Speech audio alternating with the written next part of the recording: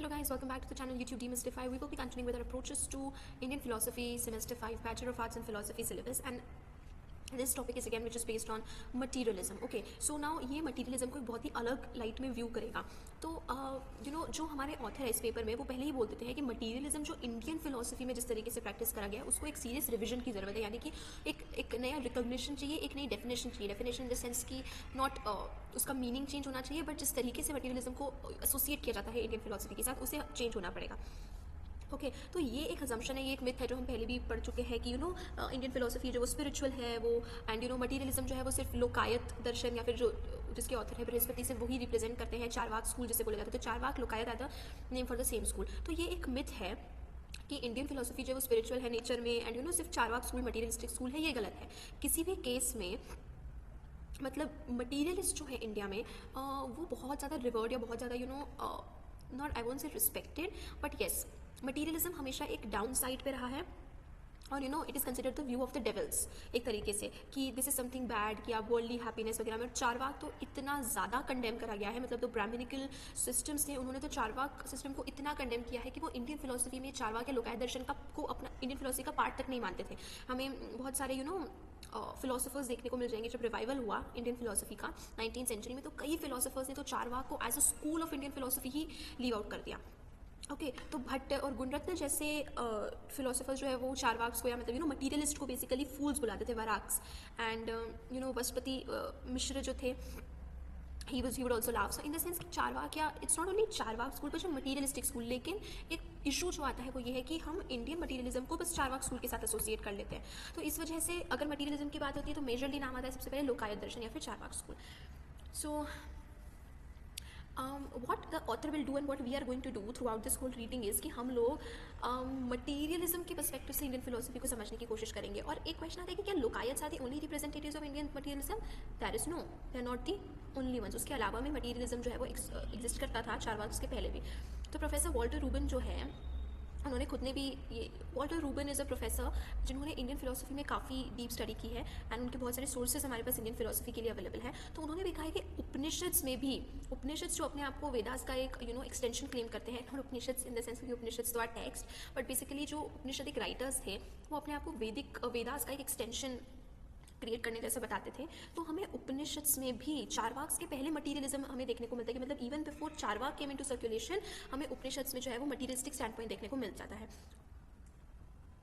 तो रूबन का आर्ग्यूमेंट था कि हमें इसे we have to actually take note of this. एक बहुत इंपॉर्टेंट पॉइंट है जो हमसे मिस हो गया है कि जैसे कि उद्दलक अरुणी जो थे उन्होंने छंदोग्य उपनिषद में, छंदोग्य उपनिषद 6 में मटीरियलिस्टिक स्टैंड पॉइंट की, मटीरियलिज्म की बात कही है, मटीरियलिज्म को सपोर्ट करते हुए करी है. So Hermann Jacobi, according to Ruben Jacobi was again one of the very famous philosophers, thinkers, historians, और उन्होंने भी इंडियन फिलोसफी में एंड इंडियन हिस्ट्री में काफ़ी सिग्निफिकेंट कॉन्ट्रीब्यूशन किया है. तो Hermann Jacobi was the first one to mention कि उद्दलक ने कैसे उपनिषद में मटीरियलिस्टिक एलिमेंट्स की बात करी है. ठीक है, तो सांख्यास के बारे में उसने बात की है कि द सत ऑफ उद्दलक वाज मैटर, प्रकृति. कि उद्दलक जो फिलोसोफर था उसके लिए मैटर दैट यानी कि प्रकृति, तो बेसिकली सांख्य सिस्टम में प्रकृति एंड पुरुष की बात की गई है. तो वेदांतिस्ट ने क्या करा, इस प्रकृति को ब्राह्मण के साथ डिनोट कर दिया. जो वेदांता स्कूल ऑफ फिलोसफी है वो बेसिकली उपनिषद्स के ऊपर बेस्ड है. तो वेदांतिस्ट या वेदांता स्कूल ऑफ फिलोसफी के फिलोसफर्स ने क्या करा, उपनिषद्स में जो प्रकृति की बात, जो सांख्य फिलोसफी में भी जैसे प्राकृति या पुरुष की बात की, तो प्राकृति को उन्होंने ब्राह्मण के साथ इक्वेट कर दिया, जबकि Prakriti was something which is matter and Purusha was the soul. तो Vedanta school, in the Vedic mentality the distinction between mind and matter was not clear. Okay, and he illustrated this fact with the help of Uddalak's text in whose cosmogony Sat, Tejas etc. were thinking and willing. तो कहने का मतलब है कि जो वैदिक teachings हमें देखने को मिलती है उसमें माइंड और मैटर के बीच में क्लियर डिस्टिंक्शंस देखने को नहीं मिलते हैं. और उद्दलक की जो टीचिंग है मटीरियल एलिमेंट्स के बारे में, मटीरियल थिंग्स के बारे में, वो लिविंग थी. And although the distinction between mind and matter was not clear, लेकिन फिर भी उद्दलक की डॉक्ट्रिन मटीरियलिस्टिक थी. तो हमारे पास बहुत मेजर वो भी है, एक और रीडिंग है हमारे कोर्स में, उसकी वीडियो भी चैनल पर आप जाकर चेकआउट कर सकते हैं, which is materialism outline of scientific thought, जो कि इसके बाद वाली रीडिंग ही है. उसमें भी काफ़ी क्लियरली ये चीज़ मैंशनड है कि कैसे सांख्य स्कूल, वैशेषिका स्कूल, न्याय स्कूल एंड थोड़ा सा बुद्धिज़्म स्कूल, जो बुद्धिज़्म है, ये इन सभी स्कूल्स में मटीरियलिज्म हमें देखने को मिल जाता है. ऑफकोर्स चारवाक तो है ही जिसे हमने मैंशन नहीं किया, लेकिन Nyaya, Vaisheshika, Samkhya and Buddhism along with Charvaka और the Lokayatas, these are all the schools जिसमें हमें काफ़ी क्लियरली मटीरियलिज्म देखने को मिल जाता है. सो उदलक का जो मटीरियलिज्म है वो बहुत ही आर्केइक है, प्रिमिटिव स्टेजेस में है, काफ़ी it's not very structured and you know Ruben himself prefers to call him a hylozoist. अब हाइलोजोइस्ट क्या होता है? हाइलोजोइस्ट आर बेसिकली, क्योंकि यू नो थेलियस जो था उसने भी, वो भी एक हाइलोजोइस्ट था. हाइलोजोइस्ट मतलब कि हु थिंक कि जो मैटर होता है ना वो लिविंग होता है, उसमें the matter has you know matter itself is a being और it's a living entity not a non living thing. कि मैटर इज़ अलाइव एक तरीके से, यू नो. सो थेलीस तो उदलक के बाद यू नो के पीरियड में अलाइव था. मतलब बेसिकली उदलक प्रोसीडेड थेलीस. थेलीस के पहले उदलक एज अ फिलोसफर था जिसने बात की थी कि मैटर में भी जान है, matter is also alive, it is a living entity, it's a being in itself. ठीक है. So hylozoist are basically who say that matter is not dead और यू नो इनएक्टिव और ऐसी कोई चीज़ नहीं है, it very much has a life और इट्स लिविंग थिंग. उदलक का जो मटीरियलिज्म है हम तब समझेंगे. अब देखिए इंडियन फिलोसफी में हमारे पास एक एडवांटेज भी मिलता है कि कई बार, ये हम पहले डिस्कस कर चुके हैं, कई बार तो जो कंट्रास्ट में स्कूल्स आंसर करना चाहते हैं किसी एक थ्योरी के अगेंस्ट, उससे हमें जो ओरिजिनल थ्योरी वो ज़्यादा समझ में आती है. तो यज्ञवल्क्य जो था वो फर्स्ट फुल फ्लेजेड आइडियलिस्ट था. फर्स्ट फुल फ्लेजेड आइडियलिस्ट मतलब नॉन सेंशुअलिज्म को बेसिकली जो फोकस करता था, तो वो फर्स्ट फुल फ्लेजेड आइडियलिस्ट था जिसने उदलक की थ्योरी को कंट्रास्ट किया, मटीरियलिज्म को कंट्रास्ट किया. तो उससे हमें उदलक की थ्योरी और बेटर समझ में आती है क्योंकि इन चीज़ों को यज्ञवल्क्य ने डिनाई किया है. तो हमें पता चलता है कि यू नो क्या चीज़ें हैं जो उसने यज्ञवल्क्य ने डिनाई किया, that is what is contained in the in Uddalaka's you know materialistic philosophy. तो यज्ञवल्क्य भी उपनिषद में आते हैं, particularly in the Brihadaranyaka and तो ये मटीरियलिज्म और आइडियलिज्म का जो स्ट्रगल है ना ये चलता आ रहा है. तो रूबन सजेस्ट करता है कि मटीरियलिज्म एंड आइडियलिज्म यानी कि उदलक और यज्ञवल्क्य के बीच का जो ये फाइट है, जो आर्ग्यूमेंटेटिव नेचर है, ये बहुत मतलब ये काफ़ी पुराना है, काफ़ी कब से शुरू हो गया. एंड यू नो कुछ सिर्फ थोड़े से यू मगध वाले रीजन में, founded in the iron age, जहाँ पे जब गैंजीज वैली जो थी उस एरिया में, in contrast to the mass of tribes when class struggle was beginning, when accordingly ideological competition started. तो ये उस समय था आयरन एज के लगभग समय पे, जब ये आइडियोलॉजिकल कॉम्पिटिशन मतलब आइडियलिज्म वर्सेस मटीरियलिज्म, जो आइडियोलॉजी बेस्ड कॉम्पिटिशन था, ये शुरू हुआ. तो वैदिक रिचुअलिस्ट और उनके ओपोनेंट्स के बीच में, कि जो एक है जो वेदास को फॉलो करते हैं, दूसरे हैं जो वेदास को कम्प्लीटली रिजेक्ट करते हैं उनकी अथॉरिटी को. तो साइंस जो है वो started fighting against religion, physicians against Brahmins, क्योंकि ब्राह्मण सपोर्टेड रिलीजन, एंड दूसरी तरफ द फिजिशियंस जो अपने आप को scientific rationalist you know claim करते थे. And astronomy, geography, law, state doctrine वगैरह ये सब चीज़ें शुरू हो गई. डिस्कशंस जो है वो इंडियन फिलोसफी का एक मेन कैरेक्टर बन गया, कि इंडियन फिलोसफी में जितने हमें डिस्कशंस देखने को मिलते हैं उतने वेस्टर्न फिलोसफी में डेफिनेटली नहीं मिलते हैं. इंडियन फिलोसफी में हमें देखने को मिलता है कि कैसे एक स्कूल दूसरे को क्रिटिसाइज कर रहा है, मतलब they are genuinely entering into debate and discussion with each other, and only then the fight between materialism and idealism began. ये सारे सोशियोलॉजिकल आइडियोलॉजिकल स्ट्रगल्स शुरू हुए, नए सब्जेक्ट्स आए, एस्ट्रोनॉमी, फिजिक्स, स्टेट लॉ वगैरह, ये सारी चीज़ें पढ़ना शुरू हुई. इन सब के बीच में मटीरियलिज्म और आइडियलिज्म के बीच का जो स्ट्रगल है, जो डिस्प्यूट है, वो शुरू हुआ. स्पेशली तब जब साइंस डेवलप नहीं हुआ था लेकिन साइंटिफिक थिंकिंग डेवलप होने शुरू हो गई थी. ओके, तो एक तरीके से रैशनलिस्ट थिंकिंग डेवलप होने लगी थी. तो उदलक ने दिखाया, मतलब उदलक की जो फिलोसफी थी ना उसमें एक साइंटिफिक आउटलुक था. बेसिकली उसकी थिंकिंग हम कह सकते हैं, उदलक की थिंकिंग और फिलोसफी वो scientific in nature. You know कैसे उदलक वुड आर्ग्यू एंड अपने डॉक्ट्रिन्स को वो प्रूव करता था रीजनिंग्स के साथ, एनालॉजीज के साथ. तो you know it was like very much like anumana, inference का यूज़ करके. तो these were all logician, logic based thing. तो लॉजिक में जैसे inference, testimony play a very vital and important role. तो रीजन बेसिस पे, तो that is how Uddalaka would argue with his you know opponents.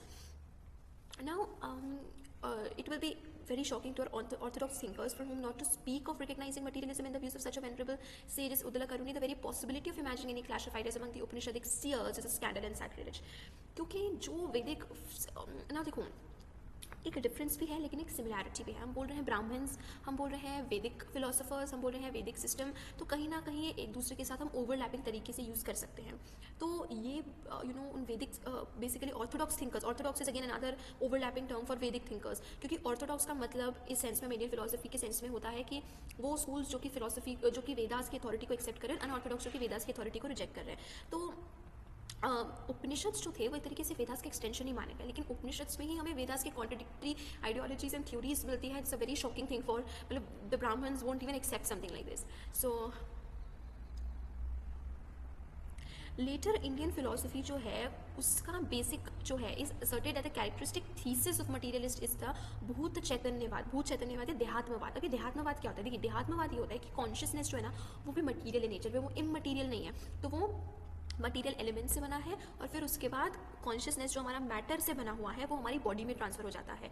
तो ये जो कॉन्शियसनेस है एक तरीके से बॉडी की क्वालिटी, ये कॉन्शियसनेस है जो सोल है वो बॉडी से अलग नहीं है, वो बॉडी की ही एक क्वालिटी है। तो अब जो वैदिक थिंकर्स थे या जो ऑर्थोडॉक्स थिंकर्स थे उनके अकॉर्डिंग हमारी बॉडी अलग है और हमारी सोल जो है वो अलग से एग्जिस्ट करेगी। दोनों अलग चीज़ है कि आफ्टर डेथ हमारी बॉडी तो पेरिश हो जाएगी लेकिन हमारी सोल रहेगी। तो सोल एंड बॉडी दो डिफरेंट चीज़ है कि जब सोल बॉडी में एंटर होती है तभी वो वर्क करना शुरू करती है। मतलब सोल की क्वालिटीज़ हैं लेकिन वो क्वालिटीज जैसे sound, taste, touch, smell, thinking, reasoning, ये सारी सोल की क्वालिटीज़ है और ये क्वालिटीज़ तभी प्ले में आती है जब वो एक बॉडी में एंटर करती है। तो जो ऑर्थोडॉक्स थिंकर्स थे, जो Vedic thinkers, according to them that is the perception of soul. लेकिन ये जो है देहात्मवाद, इसके अकॉर्डिंग सोल और बॉडी अलग अलग नहीं है। सोल या कॉन्शियसनेस जो है वो बॉडी की ही एक क्वालिटी है, बॉडी का ये पार्ट है। तो बॉडी के अलावा कोई दूसरी सोल नहीं है। The so called soul is nothing with the body itself. तो जो अब हमारे पास एडवांस साइंटिफिक डेटा है, मतलब उसके अकॉर्डिंग अगर हम देखें तो हमारे एंशियंट मटीरियलिस्ट जो थे do not know of course how exactly consciousness can emerge from the transformation of unconscious matter. ये चीज़ मटीरियलिस्ट एक्सप्लेन नहीं कर पाए क्या मैटर या मटीरियल एलिमेंट्स जो कि अनकॉन्शियस है उससे कैसे कॉन्शियसनेस निकल के आ रही है, उससे कैसे सोल निकल के आ रही है कि मैटर जो है उसमें सोल नहीं है लेकिन वो सोल को क्रिएट करा है। How is it possible? ये चीज़ मटीरियलिस्ट हमारे एक्सप्लेन नहीं कर पाए। But even though to bring out something like this, क्योंकि उस समय का डोमिनेंट थॉट जो था वो वैदिक थॉट था कि soul is different from the body, to even bring out a distinction like this कि कैसे सोल बॉडी का एक पार्ट है उससे अलग नहीं है और वो मैटर से बना है, in itself a very big deal. सो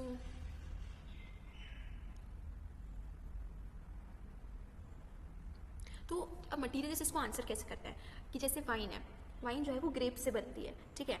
अब ग्रेप्स आप खा लो, ग्रेप्स इंटॉक्सिकेटिंग नहीं है, ग्रेप्स से हमें कोई नशा नहीं होता, लेकिन ग्रेप्स से जो वाइन बनती है वो इंटॉक्सिकेटिंग है, वो नशा करती है। तो उसी तरीके से मटीरियलिस्ट समझाते हैं कि कैसे जो मैटर है जिससे कॉन्शियसनेस बनता है वो अपने आप में अनकॉन्शियस है लेकिन उससे कॉन्शियसनेस बन सकती है। तो मतलब ज़रूरी नहीं है कि एक क्वालिटी जो है वो जो इफेक्ट में एग्जिस्ट करती है वो कॉज में भी इफेक्ट करे ही करे। तो एक तो अकॉर्डिंग टू मटीरियलिस्ट एक ट्रांसफॉर्मेशन होता है मटीरियल एलिमेंट्स का, जिसकी वजह से उस ट्रांसफॉर्मेशन विच इज द विशेष परिणाम। तो ये विशेष परिणाम है, ये ट्रांसफॉर्मेशन के बाद जो मटीरियल एलिमेंट्स है, जो मैटर है, उससे बनती है हमारी कॉन्शियसनेस, ठीक है।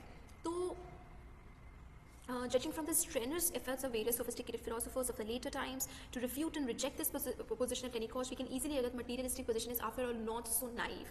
तो ऐसा नहीं है, materialistic position अपने आप में काफ़ी वेल डेवलप पोजिशन थी।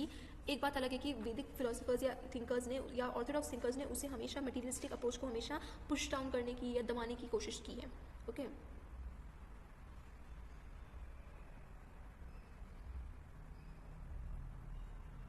तो जो जितनी हमारी जो ऑथर हैं उन्होंने जितनी स्टडी की है, ऑथर हुसैन रॉय, उनके अकॉर्डिंग जितने भी ऑब्जेक्शन भूत चैतन्यवाद या देहात्मवाद के अगेंस्ट निकल के आते हैं वो सभी कहीं ना कहीं हेतवाभास पर आकर फॉल डाउन कर जाते हैं। That is the scholastic forms of Indian फैलेसीज।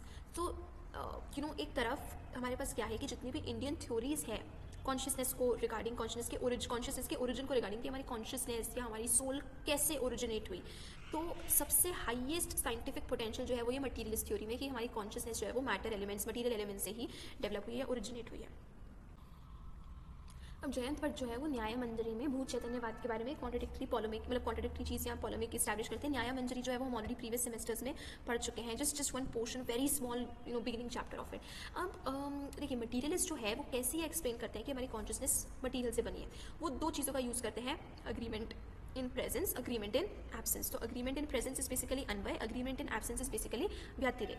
तो मटीरियलिस्ट का कहना है कि जब हम लोग वेल फेड है, खाना पीना अच्छे से, पानी वानी पिया हुआ है, हमें प्यास नहीं लग रही, हमें भूख नहीं लग रही, हमने सारी चीज़ें, हमारी बॉडी वेल नरिश्ड है, तो हमारी कॉन्शियसनेस काफ़ी इंप्रूव हो जाती है। भूख में, प्यास में हम और जजमेंट जो है वो थोड़ा सा इम्पेयर हो जाता है, डज नॉट वर्क प्रॉपर्ली, हमारी कॉन्शियसनेस, हमारी थिंकिंग स्किल। दूसरी तरफ जब हम भूखे प्यासे रहते हैं तो ऑफकोर्स एब्सेंस रहता है जब, तो हम नहीं प्रॉपर्ली फंक्शन करते हैं। फिर जब ब्रह्मघृत नाम की एक जड़ी बूटी जो है, जब वो हमें खिलाई जाती है तो जो यंग पर्सन है उसका माइंड वापस से काफ़ी इंप्रूव हो जाता है, उसकी कैपेबिलिटीज़ काफ़ी इंक्रीज हो जाती है, उसकी कॉन्शियसनेस काफ़ी इंप्रूव हो जाती है। तो what the materialist are trying to say, देखिए इंडियन फिलोसफी में क्या होता है कि हमेशा पूर्व पक्ष को पहले रखा जाता है। पूर्व पक्ष यानी कि किसी भी इंडियन फिलोसफी का ये नेचर रहा है थ्रू आउट एंशिएंट फिलोसफी, अगर हम बात करें तो that is till the 17th century. जिसके बाद उसका डाउनफॉल, स्टैग्नेशन है, उसके पहले की हम बात करें तो एंशिएंट इंडियन फिलोसफी का एक स्ट्रक्चर हमेशा क्या रहा है कि हमेशा अपने ओपोनेंट के व्यू को अपने से पहले हमें एक्सप्लेन करते हैं। मतलब फिलोसफर्स की प्रैक्टिस में है, they will first explain the opponents view, फिर उसको रिफ्यूट करेंगे कि why do they think is wrong, and फिर उसके बाद अपनी खुद की फिलोसफी को स्टैब्लिश करेंगे। तो मटीरियलिस्ट का कहना है कि जब एग्रीमेंट इन प्रेजेंस है, यानी कि हमारी कॉन्शियसनेस इंप्रूव हो रही है, जब उसके पास ये मटीरियल एलिमेंट्स जैसे फूड, वाटर वगैरह ये सब चीज़ें आ रही है, ब्रह्मघृत विच इज अगेन जड़ी बूटी या मटीरियल एलिमेंट, ये सब आ रहा है, तो हमारी कॉन्शियसनेस इंप्रूव हो रही है। एंड जब ये चीज़ें नहीं है, ये चीज़ें एब्सेंट है, तो हमारी कॉन्शियसनेस कहीं ना कहीं वीकन हो रही है, we not able to think properly. यानी कि कॉन्शियसनेस जो है वो मटीरियल एलिमेंट्स से रिलेटेड है, and that is why consciousness is a product of material elements. क्योंकि मटीरियल एलिमेंट्स का कहीं ना कहीं इफेक्ट है, उनके प्रेजेंस में कॉन्शियसनेस इंप्रूव हो रही है, मटीरियल एलिमेंट्स के एब्सेंस में कॉन्शियसनेस डिटोरिएट हो रही है, डिटीरियोरेट हो रही है। तो इस वजह से मटीरियल एलिमेंट्स जो है वो कॉन्शियसनेस को इंप्रूव करती है, उसका प्रेजेंस कॉन्शियसनेस को इंप्रूव करता है, और इसी वजह से कहीं ना कहीं हमारी consciousness is the product of the material thing. अब मिल्किन लॉजिक में such an argument would be considered as a case of the method of concomitant variation, लेकिन जो इंडियन लॉजिशियंस हैं, they prefer to reduce such cases to cases of agreement in presence and agreement in absence, कि when a material is present, when a material is not present, what is the effect of it। तो हमारी body, हमारी consciousness improve हो जाती है जब उसमें material elements present होते हैं, और डिटीरियोरेट हो जाती है जब हमें मटीरियल एलिमेंट्स जो है वो नहीं मिलते हैं। तो कॉन्शियसनेस जो है वो डायरेक्टली डिपेंडेंट है हमारी बॉडी के ऊपर, तो बॉडी के ऊपर इन द सेंस कि हमारी बॉडी डिटोरेट हो रही है ना, हमारी कॉन्शियसनेस जो हमारी बॉडी के ऊपर कैसे डायरेक्टली डिपेंडेंट है। हम खाना खाएंगे, हमारी बॉडी हेल्दी रहेगी, हमारी कॉन्शियसनेस हेल्दी रहेगी। हम खाना नहीं खाएंगे, बॉडी वीकन होगी, कॉन्शियसनेस वीकन होगी। तो इट्स लाइक जो प्रेजेंस और एब्सेंस हो रहा है मटीरियल एलिमेंट्स का, it is affecting the body which then affects the consciousness. ये दो स्टेज में हमें प्रोसेस दिख रही है। The argument is interesting and in the background of the actual development of Indian science it's intrinsic importance must not be overlooked. However, from the point of view of historical understanding, the more important question is where does Jayant collect this argument which he considers typical of the materialist? To think that he collects it from some Lukaya text now lost to us would be purely conjectural. However, it will be equally conjectural to think that he conjures it out of own brain, because basically the same argument is to be found in the Chandogya Upanishad, a text with which Jayant's want of acquaintance is certainly unimaginable. तो ये argument न्याय मंजरी में जयंत भट्ट कैसे include करते हैं ये नहीं पता, क्योंकि ये ऐसा ही आर्ग्यूमेंट हमें छंदोग्य उपनिषद में भी मिलता है। तो दूसरे वर्ड्स में इंडियन फिलोसफी लिटरेचर की जो पूरी रेंज है, सिर्फ एक ही टेक्स्ट है जिसमें ये वाला जो आर्ग्यूमेंट है बहुत क्लियरली मेंशन्ड है, और मतलब जो है वो टेक्स्ट जो है वो है छंदोग्य उपनिषद। तो इसका मतलब हमें क्या निकल के आता है कि अगर ये आर्ग्यूमेंट छंदोग्य उपनिषद में भी प्रेजेंट है और जयंत भट्ट के आर्ग्यूमेंट न्याय मंजरी में भी प्रेजेंट है, तो इसका मतलब जयंत भट्ट जो है वो अपनी इस डॉक्ट्रिन को या ये वाला जो आर्ग्यूमेंट है इसको छंदोग्य उपनिषद से ही बोरो करते हैं। ओके, एंड छंदोग्य उपनिषद में क्या है, उद्दलक के व्यू है। तो this is a very Chandogya itself this argument forms part of Uddalaka. तो उद्दलक के व्यू हमें छंदोग्य उपनिषद में मिलता है, यानी कि जयंत भट्ट का जो ये व्यू है which is materialistic in nature, ये हमें उद्दलक के व्यू से मिलता है। तो ये एक very important and remarkable piece of scientific literature which belongs रफली to the 17th century BC, और दिस पैसेज जो हम पढ़ेंगे ये छंदोग्य उपनिषद का है। ओके, उद्दलक जो है वो अपने बेटे श्वेत केतु से कहते हैं food when eaten undergoes a threefold division. Its coarsest constituent is transformed into feces. That is हमारा जो डेली हम लोग फीकल मैटर जो है हम बॉडी से डिस्कार्ड करते हैं, डिस्पोज करते हैं, it's medium constituent is transformed into the flesh. तो ये फूड के बारे में बताया, तो दिस इज व्हाट हमने अभी समझा है, ये उसका ही छंदोग्य उपनिषद में एक तरीके से ट्रांसलेशन करने की कोशिश की। जो हम खाना खाते हैं वो पहले फीकल मैटर में होता है, जो मीडियम ट्रांसफॉर्मेशन होता है वो फ्लैश में होता है, और जब से सटल होता है वो माइंड में होता है। जब हम पानी पीते हैं उसका भी ऐसे थ्री फोल्ड डिविजन होता है, पहला होता है यूरिन, दूसरा होता है ब्लड, और तीसरा होता है ब्रेथ, प्राण। ठीक है, तो फूड का होता है faecal matter, flesh and then mind. Water का होता है urine, blood and then breath या प्राण। फिर हम हीट जो है, ठीक है, ऑयल या बटर, ये सब चीज़ें इनके फॉर्म में जब हम हीट को कंज्यूम करते हैं उसका थ्री फोल्ड डिवीजन होता है। सबसे पहला होता है बोन में, फिर मीडियम वाला जो होता है वो बोन मैरो में, और सटलिस्ट होता है स्पीच में। तो इसका मतलब हमारी माइंड जो है वो फूड, ब्रेथ, मतलब हमारा माइंड कंसिस्ट ऑफ फूड, हमारी breath consist of water, and हमारी स्पीच कंसिस्ट ऑफ हीट। तो ये हो गया कि हमारी कॉन्शियसनेस जो है माइंड, ब्रेथ एंड स्पीच तीनों मटीरियल चीज़ों से बनी है। अब इसमें श्वेत केतु होते हैं कि venerable sir please let me to understand even more. So it's basically continuation हो रहा है, जैसे कि अब वो एक्सप्लेन इसको डीपर एक्सप्लेनेशन के लिए बताते हैं कि जैसे दही की अगर हम बात करें, ठीक है, दही को जब हम चर्न करते हैं, स्विफ्टली हम मूव करते हैं, हिलाते हैं, तो वो बटर बन जाता है। चर्निंग एक प्रोसेस है जिसमें दही से हमें बटर मिलता है, एंड बटर सेपरेट हो जाता है। उसी तरीके से जब हम जो खाना खाते हैं वो भी एक तरीके से जो है वो माइंड में फॉर्म हो जाता है। वो इस तरीके से इस तरीके से मूवमेंट होती है, उसकी डिवीजन होता है कि वो हमारे माइंड हो जाता है। मतलब कर्ड से जैसे बटर निकल रहा है, बटर बनता है, वैसे फूड से हमारा माइंड बन जाता है। पानी वैसे हमारी ब्रेथ बन जाती है, हीट वैसे हमारी स्पीच बन जाती है। तो mind consist of food, breath consist of water, breath और लाइफ और prana, and the speech consist of heat. So अब फर्दर एक्सप्लेन करने के लिए उद्दलक कहते हैं, अब एक पर्सन जो है उसके 16 पार्ट्स होते हैं, 16 पार्ट्स होते हैं।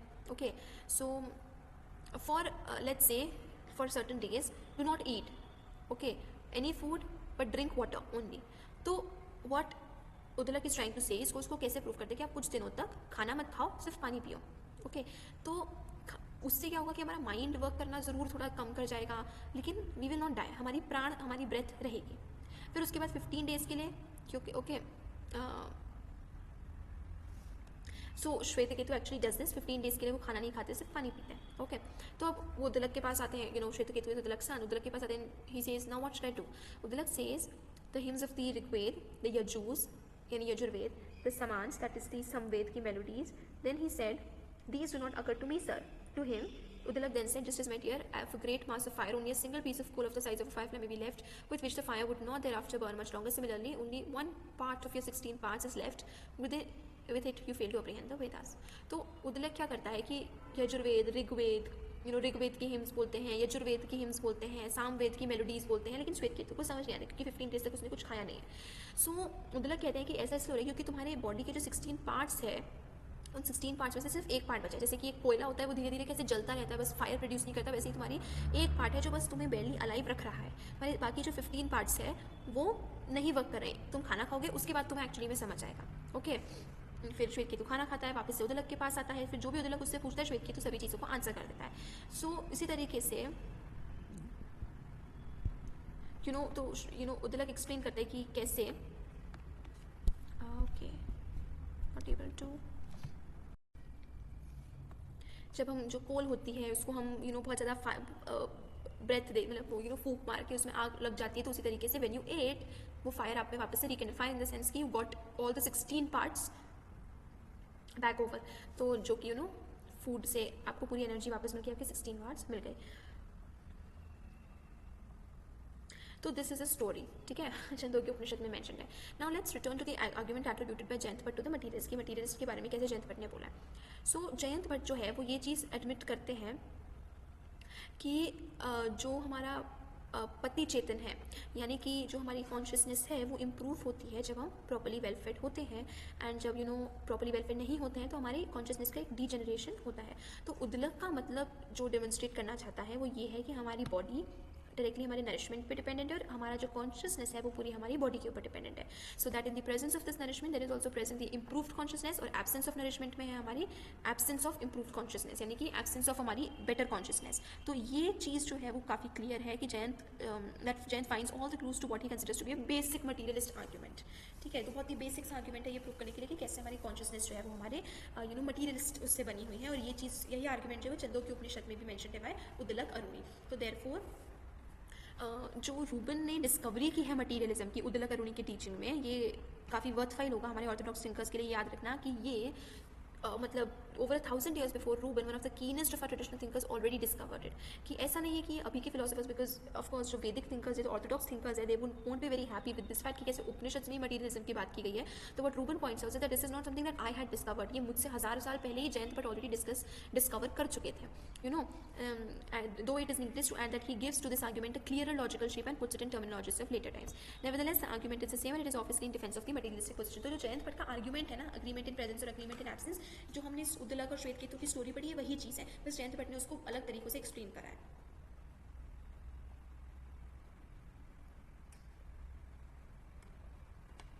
तो ऐसे ही जो मतलब ये इंडियन मटीरियलिज्म या उसका इतना डेवलपमेंट उपनिषद में, ये ऐसे ही काफ़ी शौक है एक तरीके से ऑर्थोडॉक्स थिंकर्स के लिए, बिकॉज शौक इन द सेंस बिकॉज जैसे कि मैंने आपको बताया कि दे वर सो averse against these materialists and they would for the longest period of time वो materialism को इंडियन मटीरियलिज्म भी कंसिडर नहीं करते थे, मतलब इंडियन फिलोसफी का पार्ट तक कंसिडर नहीं करते थे। तो लेट्स मूव कि क्यों अब ये इंडियन मटीरियलिज्म को इतने रिविजन की जरूरत है ताकि हम उसको रिकंस्ट्रक्ट कर सकें। उद्दलक का जो मटीरियलिज्म है वो काफ़ी प्रिमिटिव है, और रूबन ये दिखा देता है कि उद्दलक का materialism is very very primitive क्यों है वो, क्योंकि इसके अगेंस्ट बहुत सारे अटैक्स लेवल हो सके, बहुत सारे क्रिटिसिज्म हो सकता है। उपनिषदिक एज में हम ऐसे बहुत सारे फिलोसफिकल प्रोटो फिलोसफिकल व्यूज़ के उसमें हम इनकाउंटर करते हैं, लेकिन ये सारे उसके प्रिमिटिव है, मतलब बिल्कुल स्टार्टिंग बेसिक से आर्ग्यूमेंट से सारे मटीरियलिज्म को लेकर। तो कुछ टाइम लगता है, लगभग सेंचुरीज लगते हैं कि ये जो बेसिक आर्ग्यूमेंट्स है ये प्रॉपर क्लियर फिलोसफिकल फॉर्म अपना ले सके and to gain recognition as major Indian philosophical systems. तो देयरफॉर क्वेश्चन है कि मटीरियलिज्म का कब वो mature phase philosophical system of India में वो डेवलपमेंट कब होता है, क्या होता है, कैसे होता है। तो इसको अगर हम आंसर करें तो हम ये बहुत ही क्लियरली अज्यूम कर लेते हैं कि लोकायत्स और चारवाक सिस्टम के बाहर मटीरियलिज्म जो है वो अपने मेच्योर फेज में नहीं पहुंच पाया है। तो मटीरियलिज्म एग्जिस्ट करता था, जैसे हमने उपनिषद के केस में देखा, लेकिन वो बिल्कुल प्रिमिटिव स्टेज में, बिल्कुल मेकिंग के स्टेज में एग्जिस्ट करता था, और अपने सबसे मेच्योर फेज में मटीरियलिज्म तो था वो चारवाक के या फिर लोकायत दर्शन में पहुंचा। इसीलिए लोकायत दर्शन जो है वो सबसे ज़्यादा रिप्रेजेंटेटिव है इंडियन मटीरियलिज्म का।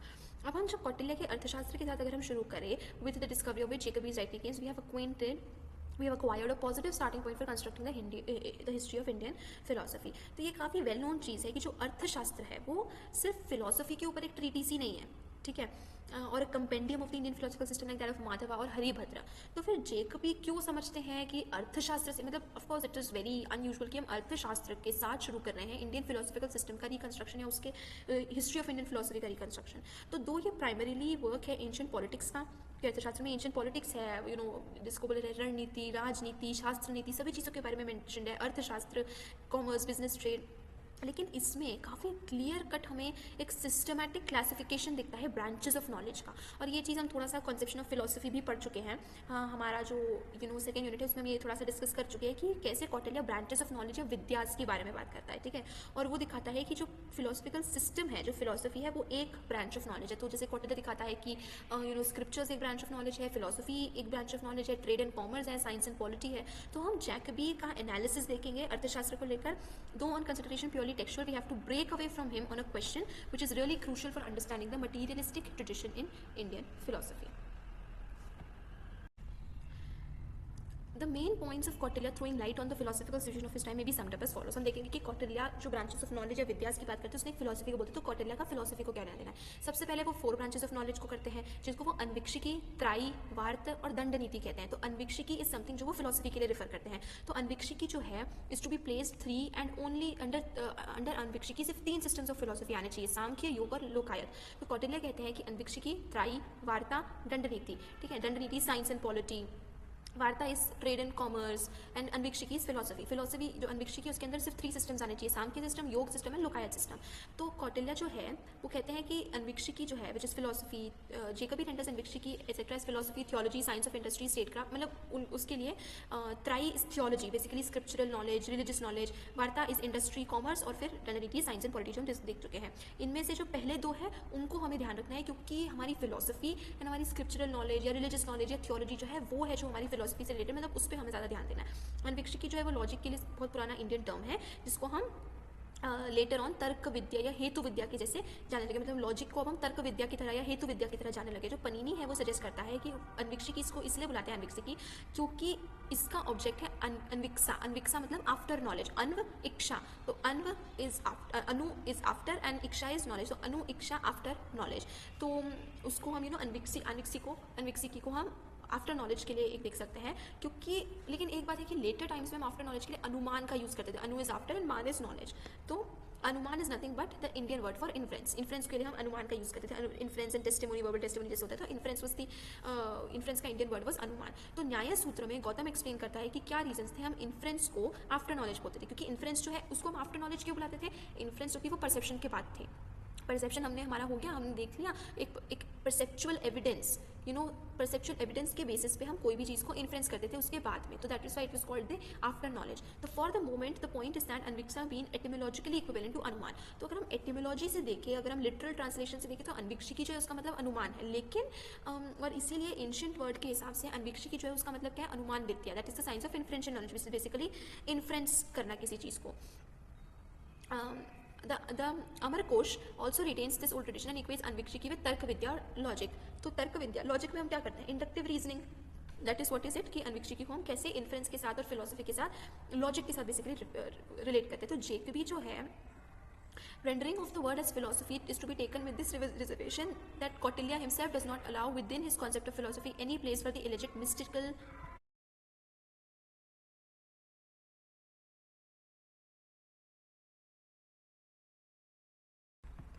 इंट्यूटिव या स्क्रिप्चुरल अप्रोच वगैरह कुछ भी नहीं, वो इन्फ्रेंशियल नॉलेज, लॉजिक को रेफर कर रहा है कौटिल्य जब अन्वीक्षिकी का यूज़ करते हैं। तो फिलोसफी जो है वो कौटिल्य के लिए रैशनल है, उसका अप्रोच साइंटिफिक होना है, रैशनल होना है, रैशनल एनालिसिस होना है जो कि परसेप्शन से फर्निश्ड है। सेकेंडली त्राई जो है उसका मतलब है थियोलॉजी। थियोलॉजी जो है वो बेसिकली लिटरली इट मीन्स 3, त्राई, 3 and is often in the form in which the Vedas are referred in ancient India, क्योंकि वेदास को हम 3 उसमें व्यू करते थे. सो ट्राई जो है वो कौटिल्य ने लिखा है स्क्रिप्चरल नॉलेज के लिए. ठीक है. It needs to be remembered here that in the traditional view the Vedas are inclusive of the Upanishads which are also called Vedanta, literally the Veda end. Thus trayi is not the general Indian term for theology but specifically the term for Vedic theology. तो ये चीज़ हमें ध्यान रखना है कि जो try है, try का मतलब थियोलॉजी या रिलीजन नहीं है, लेकिन ट्राई का मतलब है वैदिक थियोलॉजी या वैदिक रिलीजन. उसके लिए ट्राई का वेदास का इंक्लूड होना जरूरी है. तो कौटिल्य जो अन्वीक्षी की वो है फिलोसफी और ट्राई जो है वो है वैदिक नॉलेज, वैदिक सिस्टम. तो कौटिल्य के लिए trayi is clearly differentiated from Anvikshi. If by Anvikshi Kautilya means philosophy, then his clear contrast of it with trayi it follows from the Vedanta system which is intended to be nothing but a rationalization of the Upanishadic thought is in Kautilya's analysis not a philosophical system at all. कि कौटिल्य बहुत clearly ये चीज़ बोलते थे कि जो वैदिक knowledge है, जो वैदिक थियोलॉजी है, जो एक रैशनलाइजेशन है, वो पूरी तरीके से रिलीजियस बेस्ड है, थियोलॉजी बेस्ड है. वो फिलोसफिकल किसी भी तरीके से नेचर में नहीं है. Philosophical is only what is under Anvikshi, की what is rationalized inferential logic, tarka vidya, ये सब चीज़ें. सो ऑल्सो इज पूर्व मीमांसा which intends to be nothing but a rationalization of the ritualistic contents, the karma kand of the Vedas. As Jacobi rightly shows, this explains the absence of Vedanta and Purva Mimamsa in Kautilya's list of philosophy. तो कौटिल्य की जो philosophical list है उसमें सांख्य, योग और लोकायत इसलिए mention है क्योंकि पूर्व मीमांसा और वेदांत को वो थियोलॉजी के अंडर, रिलीजन के अंडर प्लेस कर देते हैं, फिलोसफी के अंडर नहीं. ओके. तो दोनों उत्तर मीमांसा और पूर्व मीमांसा वेदांत स्कूल जो है वो थियोलॉजी के अंडर प्लेस करते हैं. वार्ता और दंडनीति की बात करें तो इसका मतलब varta is basically knowledge of agriculture, cattle raising, trade, commerce वगैरह. Dandaniti science and polity, statecraft, जैसे राजनीति वगैरह हम बोलते हैं. तो ये है कौटिल्य के branches of knowledge. However it needs to be noted at once that this scheme of 4 fold vidya is not unanimously accepted. इसको लेकर भी काफ़ी आर्ग्यूमेंट्स हैं, इसको भी क्रिटिसाइज किया गया. जो 4 ब्रांचेस ऑफ नॉलेज है, कौटिल्य खुद से ही मेंशन करते हैं कि विद्यास को लेकर क्या डिफरिंग व्यूज हैं ये 4 ब्रांचेस ऑफ नॉलेज से लेकर. Of these rival views one interest is most for it has far reaching implication according to the Manavas और द फॉलोअर ऑफ मनुस्मृति के फॉलोअर्स के अकॉर्डिंग. जो कौटिल्य बोलते हैं कि जो ब्रांचेस ऑफ नॉलेज है वो सिर्फ 3 ही है. तो वो है ट्राई, वार्ता और दंडनीति. तो मनुस्मृति के अकॉर्डिंग ब्रांचेस ऑफ नॉलेज है वो 3 ही एग्जिस्ट करते हैं. Philosophy as a branch of knowledge exist नहीं करता है. Eminent modern scholars like Buhler and Kane have already discussed the question of the possible relation of the followers of Manu with the legal code called Manusmriti as existing for us, and we need not reopen this question for the moment. More important for us here is to know the definite refusal of the followers of Manu to recognize अन्वीक्षिकी as an independent branch of knowledge. तो मनुस्मृति के जो followers हैं या मनुस्मृति में अन्वीक्षिकी यानी philosophy को as a branch of knowledge ही नहीं माना गया है, जो कौटिल्य ने एक्सेप्ट किया है. इसका मतलब है कि वो अपोज करते थे ये एक्नॉलेज करना कि जो प्योरली लॉजिकल अप्रोच है वो अपने आप में एक इंडिपेंडेंट चीज़ है. मतलब वो ट्राई के अंदर ही फिलोसफी को इंक्लूड करते थे. बट ऐसा क्यों है, क्यों ऐसा है कि वो एक प्योर, एक इंडिपेंडेंट लॉजिकल बेसिस को as a different branch of knowledge separate करते थे. कौटिल्य इसका आंसर देते हैं. कौटिल्य कहते हैं कि मनु के फॉलोअर्स के अकॉर्डिंग अन्वीक्षिकी जो है वो ट्राई के अंडर ही आती है, इसलिए कोई अपने आप में सेपरेट ब्रांच नहीं है. तो इसका सिग्निफिकेंस जो है is devastating for philosophy for it mean that logic is completely subservient to the Vedas. क्योंकि कौटिल्य कहते हैं कि अगर मान लो वो अन्वीक्षिकी के फॉर्म में एक different branch of knowledge separate करते हैं तो वो लॉजिक को वेदास के अंडर से हटा के एक सेपरेट चीज़ कर देते हैं कि logic is separate and Vedas are separate. Okay. तो इसकी वजह से वेदास जो है वो लॉजिकल नहीं हो सकते, उनमें लॉजिक नहीं एग्जिस्ट कर सकता. सो इसी वजह से मनुस्मृति जो मानव है यानी मनुस्मृति के जो फॉलोअर्स हैं वो अन्वीक्षिकी यानी लॉजिकल नॉलेज को under trayi, under Vedic knowledge ही प्लेस करते हैं. It remains for us to see how determined the orthodox lawgivers are on this point and how the Indian philosophical tradition suffers either from a complete capitulation of the philosophers of this demand of the lawgivers और from a clear effort to placate it. Basically अब कौटिल्य जो है what he says is for him Anvikshiki and trayi as branches of knowledge completely different है. वो नहीं agree करता कौटिल्य मनुस्मृति के साथ कि कैसे अन्वीक्षिकी को ट्राई के अंडर ही प्लेस करना चाहिए. इसका मतलब है कि वो स्क्रिप्चर्स को वैलिडिटी तो देते हैं. कौटिल्य जो है वो स्क्रिप्चरल नॉलेज, वैदिक नॉलेज या वेदास की अथॉरिटी को एक्सेप्ट करता है, लेकिन वो लॉजिकल या रैशनल अप्रोच को वेदास से डिफरेंशिएट कर देते हैं कि वेदास जो है उनका अप्रोच लॉजिकल नहीं है, उनका अप्रोच रैशनल नहीं है. ठीक है. And in the eyes of orthodox lawgivers who fully subscribe to the views of the followers of Manu, Kautilya commits a worst crime. इसी वजह से कौटिल्य ये जो सेपरेशन करे ना ब्रांच ऑफ नॉलेज का, तो ये मनुस्मृति के फॉलोअर्स के लिए तो ये ऑफकोर्स बहुत बड़ा गुनाह कर दिया उन्होंने. Not only does he acknowledge the independent efficacy of reason, but he moreover boldly claims the supreme importance of logic among all branches of knowledge. तो कौटिल्य क्या करते हैं, लॉजिक का सेपरेट ब्रांच करके उसकी सुप्रीमेसी वेदास के साथ ही स्टैब्लिश कर देता है. तो अकॉर्डिंग टू कौटिल्य लॉजिक जो है वो भी बहुत इंपॉर्टेंट है एक रैशनल प्रोसेस के लिए, ताकि हम वर्ल्ड की साउंडनेस को, उसके कंक्लूजन्स को, यानी जितने हमारे प्रीमाइसेस हैं, जितने प्रोपोजिशंस है वो कितने साउंड है, कितने करेक्ट है, नहीं है, लॉजिकली कितने साउंड है कि नहीं है, उसके लिए लॉजिक का एक सेपरेट ब्रांच ऑफ नॉलेज होना बहुत ज़रूरी है. और इसीलिए ट्राई में इसको इंक्लूड नहीं कर सकते हैं. Acknowledging bye means of investigating bye means of reasoning Kautilya के अकॉर्डिंग, तो nature of good and evil. तो कौटिल्य बोलता है कि इस लॉजिक के हेल्प से, अन्वीक्षिकी के हेल्प से हम गुड एंड ईविल, धर्म और अधर्म का नेचर पता करते हैं. ये धर्म और अधर्म जो वेदास में डिस्कस्ड है. ठीक है. और या फिर हम इससे गेन और लॉस के बारे में पता करते हैं जो वार्ता में मेंशन है, या राइट एंड रॉन्ग के बारे में पता करते हैं जो दंडनीति में mentioned है, as well as the relative strength and weakness of these branches of study. It confers benefit on the people, the mind steady in adverse conditions, कि कैसे people keeps the mind steady in adverse conditions and in prosperity and proficient in thought, speech and action. Hence is Kautilya's famous words proclaiming the supreme importance of अन्वीक्षिकी. तो अन्वीक्षिकी को कौटिल्य बहुत important position पे कैसे place कर देते हैं कि अन्वीक्षिकी है जिससे हमें धर्म अधर्म जो त्राई में मेंशनड है, त्राई के अंदर आता है, राइट एंड रॉन्ग जो दंडनीति के अंदर आता है, प्रॉफिट एंड लॉस जो वार्ता के अंदर आता है, ये हमें इन तीनों चीज़ों का हमें पता अन्वीक्षिकी से चलता है. तो कौटिल्य इसको कैसे बोलते हैं? Logic is ever renowned as the lamp for all the branches of learning. Logic क्या है? सारे ब्रांचेस ऑफ लर्निंग के लिए एक लैम्प की तरह है जो सभी को लाइटन करता है, सभी की हमें बारे में बताता है, एनलाइटन करता है. What can later the law givers the free advocates of the value of superstition for policing the state do with such a reckless of rationalism simply allow him to be dumped into oblivion. Kautilya suffers his fate. He pushed out of circulation the field of Indian literature. The Arthashastra, it is significantly came to know, becomes a forgotten text and remains to be rediscovered only in the beginning of the 20th century. तो वही fate हुआ जैसे Indian materialism के साथ fate हुआ. तो क्योंकि कौटिल्य के अर्थशास्त्र ने लॉजिक को एक तरीके से वेदास के ऊपर प्लेस कर दिया था कि वेदास की सुप्रीमेसी, वेदास में जो धर्म की बात करी है वो भी हमें अन्वीक्षिकी से पता चलता है. तो Anvikshiki as a branch of learning एक तरीके से वेदास की सुप्रीमेसी से भी ऊपर प्लेस होगी, जिस वजह से जैसे इंडियन मटीरियलिज्म के बाद साथ हुआ क्योंकि उन्होंने वेदास को रिजेक्ट करा, तो कैसे मटीरियलिज्म को शन आउट कर दिया, उसी तरीके से कौटिल्य के टेक्स्ट को भी भुला दिया गया, कौटिल्य को भी एक तरीके से शन आउट कर दिया गया. और 20th सेंचुरी तक ये टेक्स्ट एक तरीके से घूम चुका था इंडियन फिलोसफी में. In the meanwhile however orthodoxy does not spare him of the wisdom that an advocate of free thinking deserves in its eyes. Bhan Bhatt, the court poet of Harsha and himself one of the great champions of orthodoxy, comes out with the comment that the treatise of Kautilya is despicable because of its exceedingly ruthless instructions. तो काफ़ी criticism Kautilya के अर्थशास्त्र को face करना पड़ा क्योंकि उन्होंने logic को वेदास के ऊपर प्लेस कर दिया, या फिर logic as a branch of knowledge, Anvikshiki as a branch of knowledge है वो वैदिक नॉलेज या त्राई के एक तरीके से ऊपर ही प्लेस हो गया, क्योंकि हमें लॉजिक से ही पता चलेगा कि धर्म क्या है जो त्राई के अंडर आता है. वत्स्यायन जो थे वो भी अपने पूरे न्याय सूत्र में कमेंट करते हुए कौटिल्य के इसको क्वेश्चन कर देते हैं कि वो कैसे लॉजिक को एक सेपरेट ब्रांच कर सकते हैं. तो ये हमें काफ़ी सारे कौटिल्य के क्रिटिसिज्म बाय भान भट्ट, बाय वात्स्यायन देखने को मिल जाता है. Before we pass on to discuss all these in detail, it is necessary to have a clarification about Kautilya's statements. What is most striking about these statements and what even properly analyzed provides us with a distinct clue to the age-old alliance between nationalism and materialism in Indian philosophy is his assertion that under अन्वीक्षिकी are to be placed three and specifically three systems of Indian philosophy. तो ये बहुत important है कि क्यों materialism को, Indian materialism को rationalism के साथ हम एसोसिएट करते हैं मेजरली. उसका रीज़न है कि कौटिल्य ने बहुत क्लियरली एक चीज़ और स्पेसिफाई की है कि जो अन्वीक्षिकी है उसके अंडर सिर्फ 3 सिस्टम्स आने चाहिए. वो 3 सिस्टम्स हैं सांख्य, योग और लोकायत. इन तीनों के अलावा कोई भी सिस्टम्स को कौटिल्य लॉजिक या फिर अन्वीक्षिकी के अंडर प्लेस नहीं करते हैं. सो नाउ जेकबी कमेंट्स कि कौटिल्य के अकॉर्डिंग फिलोसफी का जो सेंस है वो कब होता है, जब हम एक सिस्टमैटिक इन्वेस्टिगेशन करें, लॉजिकल डेमोन्स्ट्रेशन, लॉजिकल इन्वेस्टिगेशन करें, यानी कि फिलोसफी को systematic, logical, rationalistic, scientific investigation के साथ कौटिल्य ने हमेशा प्लेस किया है. और ये जो है कौटिल्य के अकॉर्डिंग सिर्फ 3 स्कूल्स फुलफिल करते हैं, सांख्य स्कूल, योग स्कूल और लोकायत स्कूल. यही 3 स्कूल है जो लॉजिकली फिलोसफी को अप्रोच करते हैं, सिस्टमैटिकली इन्वेस्टिगेट करते हैं.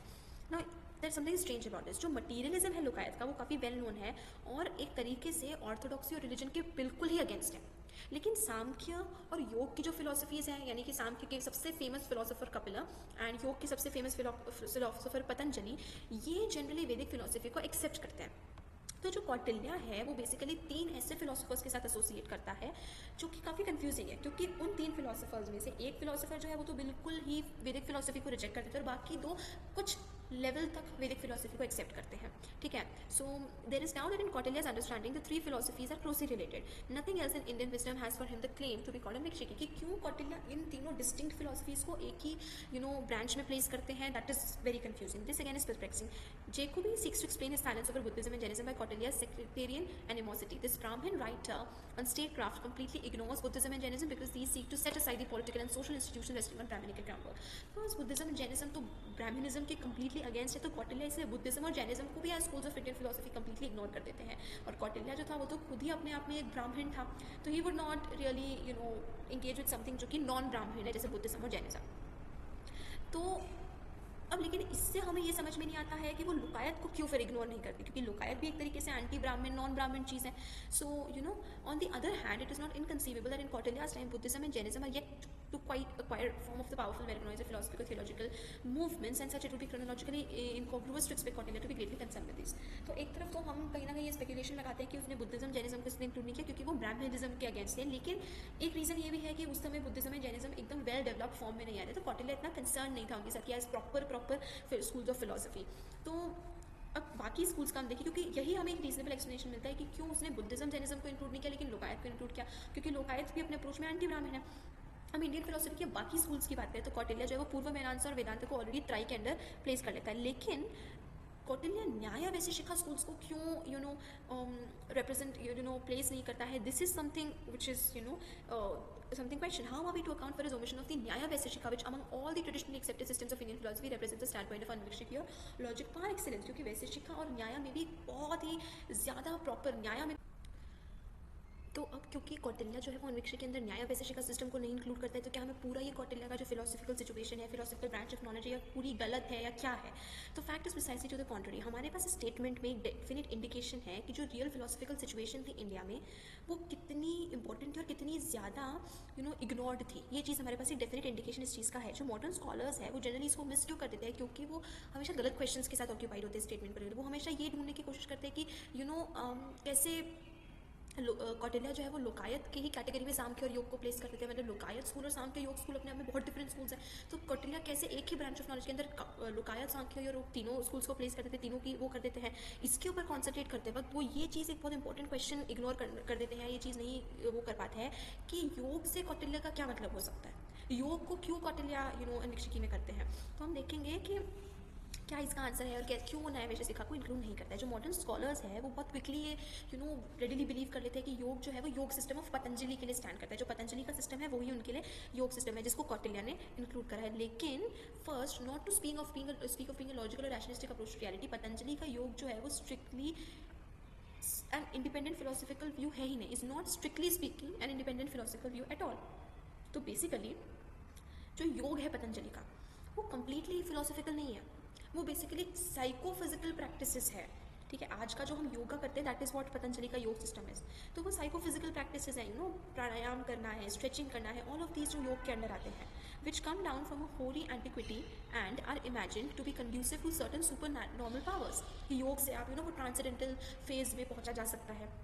सेकेंडली, जो पतंजलि है उन्होंने भी एक सर्टन फिलोसफिकल व्यू को डिफेंड करने की कोशिश की, और ये फिलोसफिकल व्यू जो है neither an intrinsic connection with the aforementioned practices nor any great deal of self consistency except for the admission of God. Patanjali की जो फिलोसफी है वो सांख्य फिलोसफी ही है, is nothing but Samkhya, as a result of which it is generally described as शेषवर सांख्य और सांख्य with God. कि सांख्य philosophy में God को refute करा है, लेकिन योग फिलोसफी सिर्फ इतनी डिफरेंट है, वो पूरी सांख्य फिलोसफी है लेकिन it just includes God. Sankhya philosophy को हम डिस्कस करेंगे काफ़ी डिटेल में नेक्स्ट वीडियो में। तो ऐसा जो नाम है is itself indicative of the arbitrariness of Patanjali's philosophical position, कि कैसे पतंजलि का जो योग है वो पूरी तरीके से एक तरीके से सांख्य फिलोसफी है, लेकिन सिर्फ उसमें वो गॉड को एडमिट करता है कि गॉड एग्जिस्ट करता है। Evidently with the intention of placating the theist, Patanjali simply inserts the conception of a personal God into the Samkhya scheme of reality. कि सांख्य में जैसे प्राकृति और पुरुष की बात की गई है, पतंजलि बोलते हैं कि एक गॉड जो है वो एग्जिस्ट करते हैं। योगा सिस्टम जो है हमारे पास God passages that treat of God stand disconnected and are indeed in direct contradiction of the aim of the system. God neither creates the universe not does he rule it, he does not reward और punish, and the latter do not regard union with him as a supreme object of their endeavor. Assuredly, these speculations proves were there any need at all for proof that in the real Sankhya Yoga there is no room for a personal God. तो योग system में भी God को तो admit किया, लेकिन ना तो गॉड क्रिएटर है, ना वो बुरे कामों पर पनिश करते हैं, ना वो कोई भी एक्टिविटीज़ जो यानी जितनी भी वर्ल्डली चीज़ें हो रही है ना उसको टेक केयर करते हैं। बेसिकली गॉड का कोई रिलेशन है ही नहीं यूनिवर्स से, लेकिन गॉड एग्जिस्ट करता है। ना तो पतंजलि इस चीज़ को एडमिट करता है कि आफ्टर डेथ हमें गॉड के साथ जाकर मिल जाना है, एनीथिंग ऑफ दैट सॉर्ट। तो just as this god is to the Sankhya philosophy quite arbitrary and extrinsic to is the Sankhya philosophy itself to the yoga practices. The practices are in fact immensely old. Concrete material relics of the Indus period prove their prevalence in the country in the 3rd or 4th millennium BC की जो योगा के practices है वो काफ़ी पुराने हैं, यानी कि इंडस सिविलाइजेशन के टाइम पर भी योग practices जो है वो फॉलो होते थे। In the course of centuries, these became the flowering possessions, as it were, of all sorts of religious beliefs and even of philosophical speculations. कि ये जो योग जो थी ना, ये धीरे धीरे करके फिलोसफी से रिलेट होने लगी, रिलीजन से लोग इसको रिलेट करने लगे, लेकिन एक्चुअल में ये सिर्फ बॉडीली प्रैक्टिसेस है, बॉडीली मूवमेंट्स है। तो जैसे कि दास गुप्ता राइटली ऑब्जर्व करते हैं कि जो योग है वो सिर्फ प्रैक्टिसेस हैं, जो ओवर टाइम उसमें चेंजेस आ गए हैं, ओवर टाइम उसमें रिलीजन आ गया, ओवर टाइम उसमें फिलोसफी आ गई, लेकिन योगा एक्चुअली सिर्फ प्रैक्टिसेस में एग्जिस्ट करती है। पतंजलि जो है वो सबसे नोटेबल पर्सन था क्योंकि उन्होंने different forms of yoga and practices को कलेक्ट किया एंड कैसे कैसे एसोसिएट योगा के साथ किया, लेकिन सारी सांख्य मेटाफिजिक्स के बेसिस पे किया। ठीक है, कैसे सांख्य मेटाफिजिक्स नेचर की बात करते हैं, प्रकृति की बात करते हैं, मैटर की बात करते हैं, सोल पुरुष की बात करते हैं, तो योगा ने उन सबको प्रैक्टिसेस में डाल दिया। Vijna Bhikshu and Vaspati Mishra agree with us in holding that Patanjali was not the founder of the yoga but an editor. तो बस यही है कि पतंजलि जो है वो बेसिकली योगा के कोई फाउंडर नहीं थे। ये प्रैक्टिसेस काफ़ी पहले पतंजलि के एग्जिस्ट कर रही थी, लेकिन बस पतंजलि ने क्या किया, योगा को सांख्या के साथ रिलेट कर दिया, तो सिर्फ उन्होंने योगा को एडिट कर दिया इनटू अ फिलोसॉफिकल सिस्टम। अब ये ऑलरेडी ऑब्वियस है कि योगा सिस्टम ऑफ पतंजलि में ऐसा कुछ भी नहीं है जो फिलोसफी से रिलेटेड, और बिसाइड्स कौटिल्य जो है वो उन्होंने एक रीज़न की वजह से सिर्फ सांख्य विद गॉड यानी शेश्वर सांख्य और लोकायत, सिर्फ इन्हीं तीनों सिस्टम्स को रैशनैलिटी के साथ एसोसिएट करा है। तो क्या है वो रीज़न कि कौटिल्य योगा को एक फॉर्म ऑफ अनविक्षी के साथ एसोसिएट करते हैं? A clear clue to this is to be found in the Vatsyayana commentary on the Nyaya Sutra. तो न्याय सूत्र में प्रतितंत्र सिद्धांत के बारे में बात करती है। प्रतितंत्र सिद्धांत मतलब proved doctrine on the basis of one own branch of learning, खुद की लर्निंग के बेसिस पे, खुद की ब्रांच ऑफ लर्निंग के बेसिस पर किसी भी डॉक्ट्रिन को प्रूव करना कि what is प्रतितंत्र सिद्धांत is something which is accepted in one's own allied branch of learning, ठीक है, समान तंत्र, but accepted in other branch of but unaccepted in other branch of learning। तो प्रतितंत्र सिद्धांत एक ऐसी चीज़ है जो सिर्फ आप एक्सेप्ट करते हो, आपकी ब्रांच ऑफ लर्निंग में एक्सेप्ट होता है, बाकी किसी में यानी कि पर तंत्र में एक्सेप्ट नहीं की जाती। तो समान तंत्र में एक्सेप्ट की जाती है, लेकिन पर तंत्र which is another branches of learning में उस चीज़ को एक्सेप्ट नहीं किया जाता है। तो वात्स्यायन बोलते हैं कि जैसे कि जो प्रतितंत्र सिद्धांत है सांख्या का, that the non-existent never comes to being, nor the existent absolutely destroyed, nor the existent absolutely destroyed। जो प्रतितंत्र सिद्धांत of the followers of yoga are the non-existent comes to be and the existent is absolutely destroyed। Apart from the fact that the context clearly preludes the possibility of the Samkhya is what is referred to as the yoga being called branches of learning, which by itself is a proof that by yoga Vatsyayan cannot hear the so-called yoga system of Patanjali to the student Indian philosophy। It is already obvious that he is referring this commentary to two well-known views of causality, namely Satkaryavad and Satkaryavad, of which the first is characteristic of the Samkhya system, as the second that of the Nyaya Vaiseshika। In short, the yoga here Vatsyayan means nothing of the Nyaya Vaiseshika।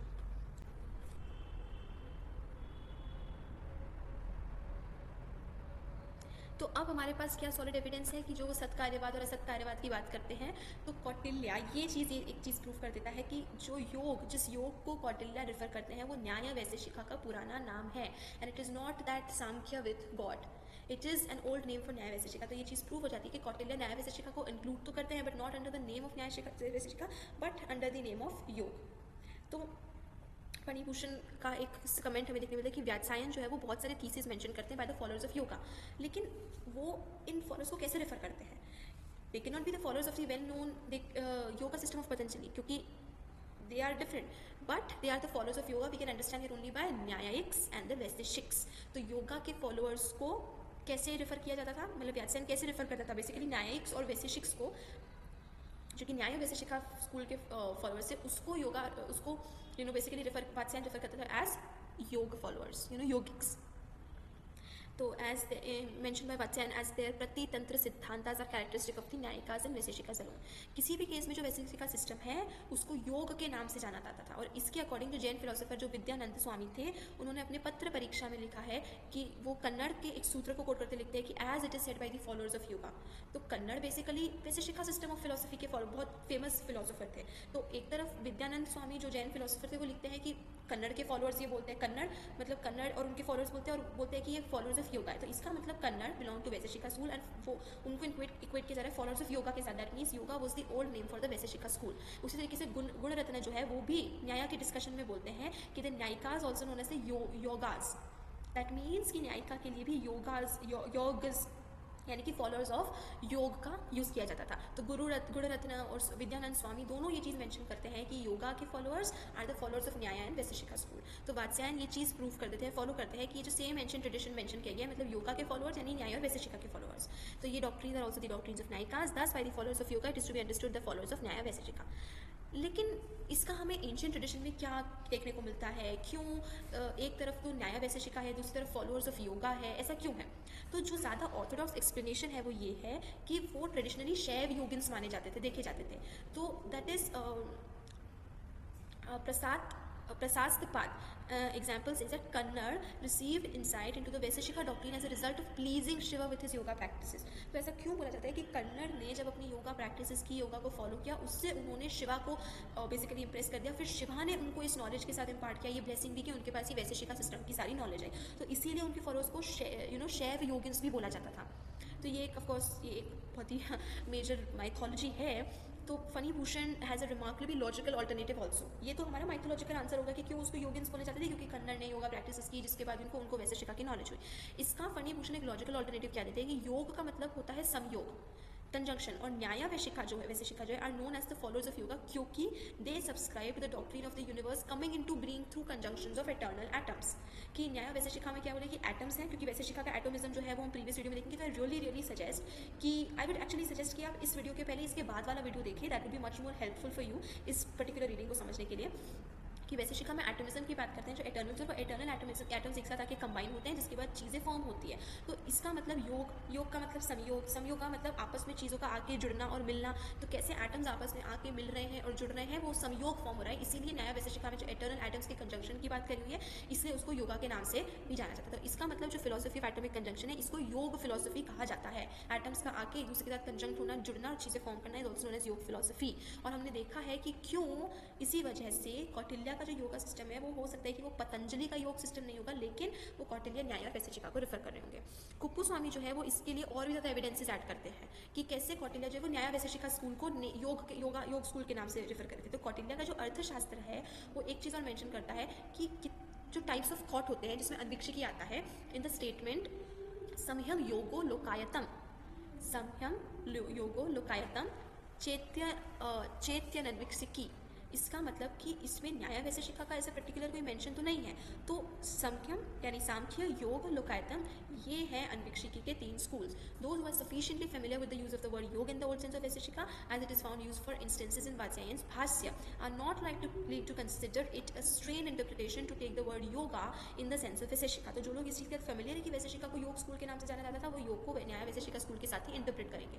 Okay, तो in fact वसुपिता मिश्र के तथ्य पर्यतिका के according और भाष्य चंद्र के according, जो कि भाष्य के ऊपर है, योग जो है उसको एक तरीके से न्याय और वैसे शिखा इंक्लूड करते हैं, उसी सेंस में उसको लेना है कि न्याय एक फिलोसफिकल स्कूल है विच लेइंग स्ट्रेस अपॉन योग और युक्ति और रीजनिंग। योग युक्ति ही प्रधानतया विद्यते येषां भाष्य चंद्र।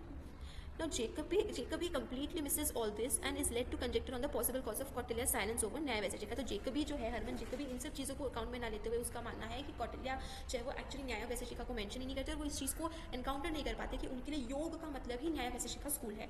तो ये चीज़ उनको काफ़ी जेकबी को अजीब लगती है, क्योंकि वो ये राइटली नोट करते हैं कि न्याय वैसे शिखा जो है वो सारी कंडीशंस फुलफिल कर रहे हैं कौटिल्य के अन्वीक्षिकी की। कैसे लॉजिकल डेमोन्स्ट्रेशन है, सिस्टमैटिक इन्वेस्टिगेशन है, वो न्याय वैसे शिखा स्कूल में हो रहा है। और यहाँ तक कि बाकी किसी और फिलोसफिकल सिस्टम के कंपैरिजन में न्याय वैसे शिखा में उसका अन्वीक्षिकी सबसे हाईएस्ट डिग्री में फॉलो हो रहा है। All the more it is there for of importance, और उसका इंक्लूड होना और भी ज़्यादा इंपॉर्टेंट है, जो कि अकॉर्डिंग टू जेकबी कौटिल्य इंक्लूड नहीं करते हैं। ठीक है, सो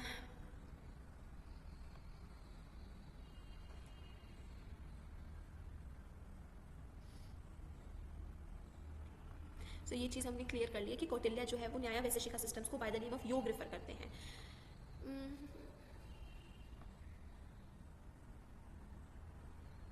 अब एक चीज़ और है कि कौटिल्य जो है वो वेदांत की फिलोसफी है, वो उनका ये चीज़ एक बहुत क्लियर है कि अन्वीक्षिकी जो कि एक लॉजिकल अप्रोच है, उसको कौटिल्य जो है वो सेपरेट कर देते हैं त्राई के साथ, जो कि एक स्क्रिप्चरल अप्रोच है टुवर्ड्स डिफरेंट थिंग। तो अन्वीक्षिकी को as independent vidya apart from trayi वो करते हैं। इसका मतलब ये है कि his silence over the Purva मीमांसा द वेदांत सिस्टम, कि ये रैशनलिस्ट है वेदास के। This explains silence of the Purva मीमांसा, क्योंकि वो पूर्व मीमांसा वेदांत को त्राई के अंडर ला देते हैं। सेकेंडली, जो लॉजिकल अप्रोच है रियलिटी के लिए, Kautilya is aware of 3 and only 3 philosophies. तो कौटिल्य सिर्फ 3 फिलोसफिकल सिस्टम्स के साथ अवेयर है जिनका approach is logical, that is the Samkhya, Yoga and लोकायत, यानी कि सांख्य, न्याय वैसे शिखा और लोकायत स्कूल। अज्यूमिंग कि वो कंक्लूड करते हैं कि पूर्व मीमांसा और वेदांत जो है वो त्राई के अंडर आते हैं, और ये अज्यूम करते हुए कि there is no reason for him to take Patanjali system as a serious and independent philosophy. It needs to be noted that his classification of the vidyas take into consideration all major schools of ancient philosophy. तो Buddhism और Jainism को छोड़ के लगभग सारे major Indian philosophical schools को Kautilya include कर देते हैं, अगर हम यही माने कि वो न्याय वैसे शिखा के लिए योग का यूज़ करते हैं और वो पूर्व मीमांसा और वेदांत को त्राई के अंडर प्लेस करते हैं। तो ये Indian demand a drastic revision of the usually accepted view of the materialistic tradition in ancient philosophy. If we can now see that the philosophies mentioned by Kautilya and Anvikshiki are in their original form distinctly materialistic or at least as precisely close to materialism। तो ये चीज़ तो हम already discuss कर चुके हैं। मैं इसके बाद का जो वीडियो है मैं रियली सजेस्ट किया पहले वो वीडियो देखिए, क्योंकि तीनों में हमने काफ़ी क्लियरली ये चीज़ मेंशन करा हुआ है कि कैसे सामख्य, वैशेषिका एंड लोकायत तो मटीरियलिस्टिक है, लेकिन कैसे सामख्य में भी प्राकृतिक पुरुष की हेल्प से एंड वैशेषिका के एटॉमिज्म की हेल्प से ये सारे मटीरियलिस्टिक स्कूल है। तो ये बात क्लियर हो चुकी है कि कौटिल्य भी जिन स्कूल्स को फिलोसफी के अंडर प्लेस करते हैं वो मेजरली मटीरियलिस्टिक है अपने नेचर में। जब से हम लोकायत की बात करें तो उसके मटीरियलिज्म की तो क्वेश्चन करने की बात ही नहीं आती, और सामख्य और न्याय वैशेषिका जो है वो कैसे लार्ज स्केल उस पर मटीरियलिस्टिक है। एंड ये चीज़ जो है still at least atheism of Samkhya is never obscured even the late Samkhya school returns again and again to demonstrate the denial of God. Further as I already argued elsewhere this philosophy in spite of fatal weakness of admitting existence of purusha with which the Samkhya philosophers themselves do not clearly know what to do or how exactly to fit with the rest of the scheme reality is known to its opponent as above all the doctrine of the unconscious criminal matter being the original cause of the world। कि सामख्य में एक पुरुष की बात, soul की बात जरूर की जाती है जो बहुत क्लियरली वो एक्सप्लेन नहीं कर पाते। अगेन हम ये चीज़ प्रीवियस वीडियो में डिस्कस कर चुके हैं, एक्सप्लेन कर चुके हैं, लेकिन उसके अलावा जो कृति है, जो नेचर है जिसके बारे में सामख्य बात करते हैं वो पूरी तरीके से एक तरीके से फॉर्म ऑफ मटीरियलिज्म ही है। सो तो न्याय वैशेषिका की अगर हम बात करें, न्याय वैशेषिका एक मटीरियलिस्टिक फिलॉसफी है, और न्याय कुसुमांजलि जो कि उदयन की है, जो कि सबसे ग्रेटेस्ट न्याय का है, वो भी मटीरियलिस्टिक है नेचर में। एंड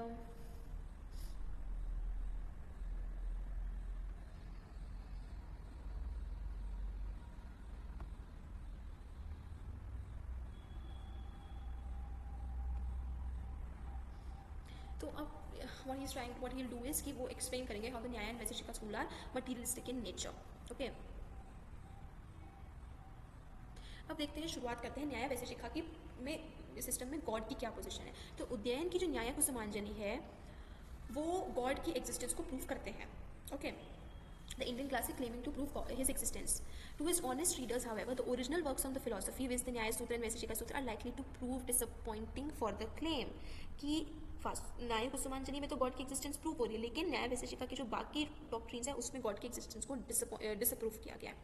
न्याय सूत्र में जितने एफोरिज्म्स हैं only one contains the mention of God, that is Ishwar, and even on the admission of the most theistic of the later interpreters, his aphorism is of the nature of Purva Paksha, that is the statement of a rival view intended only to be refuted। कि न्याय सूत्र के जो aphorisms है, न्याय सूत्र में एक ही जगह पर गॉड का मेंशन होता है, और वो भी कब मेंशन होता है जब वो पूर्व पक्ष को मेंशन करते हैं, यानी कि अपने ओपोनेंट के व्यू को मेंशन करते हैं, सिर्फ तब वो गॉड का मेंशन करते हैं। ओपोनेंट के व्यू को तो रिफ्यूट ही करेंगे वो। तो rival view is God is the cause because of the observe futility of human condition is producing their efforts. तो जिस पूर्व पक्ष को वो मेंशन करते हैं वो क्या है कि गॉड इज द कॉज। तो ये अगले सूत्र में इसको रिफ्यूट करते जाते हैं कि no, God is not the cause. Human action के एब्सेंस में कोई रिजल्ट नहीं होता है, मतलब अगर ह्यूमन एक्शन नहीं होगा तो कोई रिजल्ट नहीं होगा, मतलब गॉड किसी भी चीज़ को कॉज नहीं कर रहे हैं, जो है वो ह्यूमन ही कर रहे हैं। I am fully aware of the theological niceties discovered by the later theist in these two statements, but I am also aware how miserably they fail to agree among themselves कि कैसे न्याय Vaisheshika system में, न्याय सूत्र में God की existence को prove ही नहीं किया गया है। सो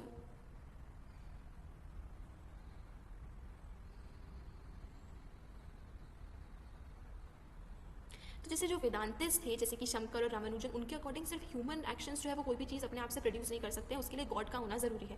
गौतम जो है इस चीज़ को रिफ्यूट कर देते हैं एंड आर्ग्यू करते हैं कि ह्यूमन एक्शंस जो है वो अपने आप में केपेबल है कोई भी रिजल्ट या इफेक्ट को प्रोड्यूस करने में। इसकी जस्ट बात जो एफोरिज्म अकर कर रहा है न्याय सूत्र में वो है because of being produced by there is no proof. तो ये एक इनकम्प्लीट चीज़ है। एंड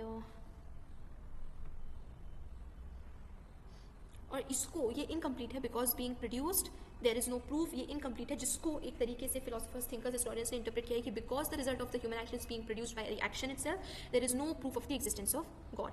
अब इसके बारे में फणिभूषण ने तर्क वागिश में काफ़ी बहुत सारे पेजेस में थियोलॉजी के बारे में लिखा है कि वो जो लास्ट के 3 सूत्र है उसी को इंटरप्रेट करते हुए, लेकिन वो ये चीज़ कंप्लीटली इग्नोर कर देते हैं। The possibility of there being in these truths is simply a repetition of one of the best known arguments in favour of ancient atheism. As a matter of fact, primarily on the same ground that the Purva Mimamsa philosopher reject God and it is also one of the main grounds by which his existence is disapproved by Samkhya. तो Samkhya system, न्याय Vaisheshika system, ये सारी systems जो है वो basically God के existence को disapprove करते हैं।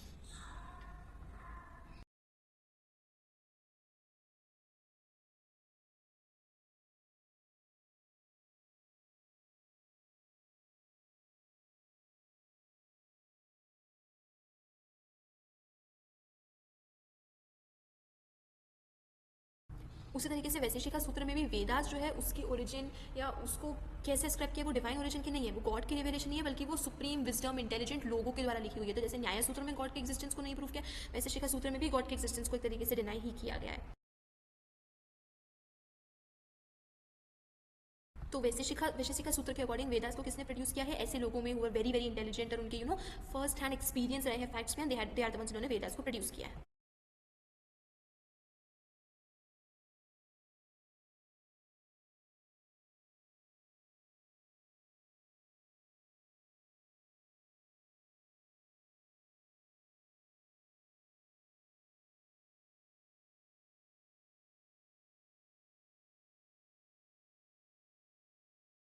तो इनमें जो बात की है गॉड का बेसिकली वर्ल्ड के उसके वर्कन से इतना ज़्यादा कनेक्शन नहीं है, बल्कि सिर्फ एटम्स का रिलेशन है। सो ह्यूमन एक्शंस का जो रिजल्ट है वो भी उनके एक्शंस की वजह से ही निकल के आ रहा है, इसमें गॉड का कोई इतना काम नहीं है जैसे कि मैंशनड है।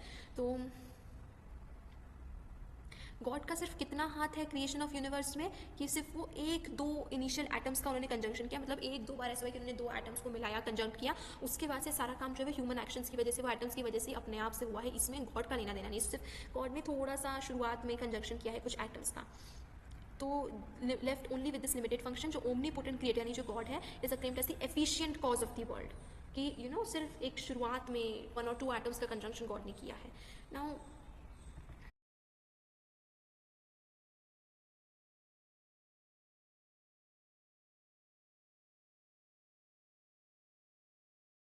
अब जैसे बात की गई है existing things originate without any efficient cause, that is are due to mere material cause because of the observed sharpness of the thorn.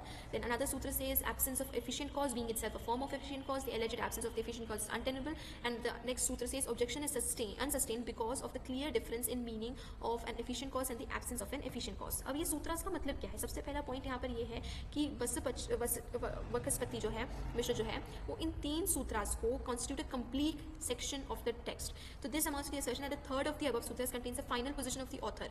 And to third sutra he clearly क्या चीज़ बताता है कि in the other words the second of the above three sutra represents a पूर्व पक्ष, कि ये जो दूसरा वाला सूत्र है वो बेसिकली पूर्व पक्ष है, कि ये opponent का व्यू है. The normal practice is to raise a पूर्व पक्ष immediately after stating one's own position. Assuming this sexual order, therefore we have to admit that the first of the above three sutras contains the position of Gautam himself. कि ये जो है ये गौतम की position है, यानी कि न्याय सूत्र में Gautam is the philosopher of the न्याय स्कूल, फेमस वन, कि जो चीज़ें एग्जिस्टिंग थिंग्स हैं वो बिना किसी एफिशिएंट कॉज के प्रोड्यूस हो रही है, उसमें किसी एफिशिएंट कॉज का काम नहीं है, वो एटम्स की वजह से जैसे। तो दूसरे वर्ड्स में इन डिस्कशंस में जो तीन सूत्र में है, immediately after denying the existence of God, तो ये गौतम जो है वो ये स्टेट कर देते हैं कि वर्ल्ड का कोई एफिशिएंट कॉज नहीं है, गॉड नहीं है creator of the world, and he answer that such a verbal manoeuvre is futile because the admission of N efficient cause and is denial have clearly distinct meanings. कि ये मानना कि efficient cause exist करता है और ये deny करना efficient cause की इन्वॉल्वमेंट को, ये दोनों अलग अलग चीज़ें हैं।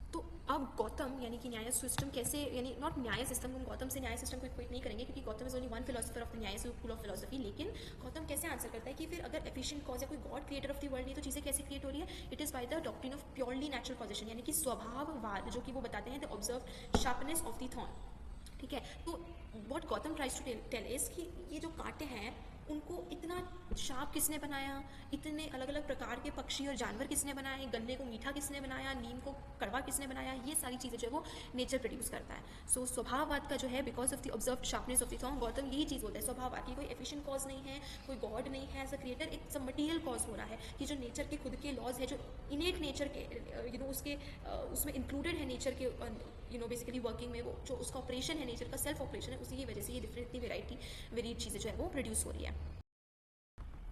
तो गौतम जो है वो अनसीन की तो बात कर ही देते हैं कि एक एम्ब्रियो, एक फीटस का डेवलपमेंट कैसे होता है, वो भी उसका मटीरियल एटम्स की वजह से उसका डेवलपमेंट होता है। इसी वजह से वो अदृश्य अनसीन पावर की बात आ जाती है कि एटम्स में एक अदृश्य अनसीन पावर है जिसकी वजह से वो सेल्फ मूव कर रहे हैं, वो मोशन या वो पावर ऑफ एक्शन उन एटम्स में इनहेरेंट है, उनकी नेचर का ही एक पार्ट है। सो